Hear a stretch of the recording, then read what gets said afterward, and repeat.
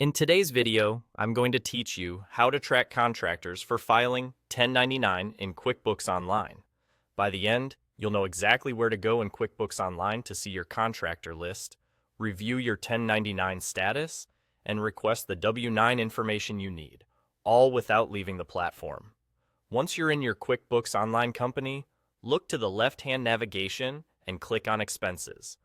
This takes you to the area where your bills, vendors, and contractor-related activity are organized. From there, select the Contractors tab. This tab is designed specifically for people you pay for services who may require a 1099, and it keeps all of those profiles in one place for easy tracking. Here, you'll see a list of your contractors. Think of this as your dashboard for who you've paid during the year and who might be included in your 1099 filings.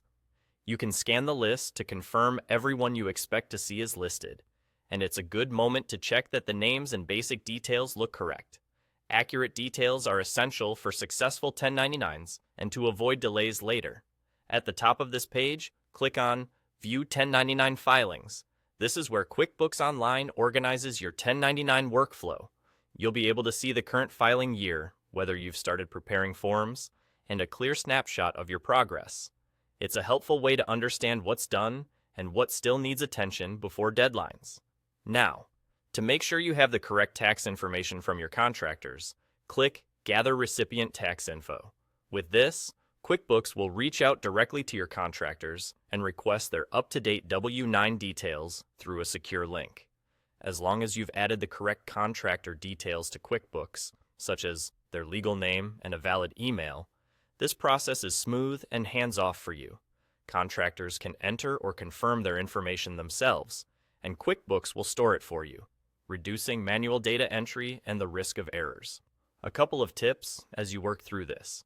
Start this process well before the filing deadline so contractors have time to respond.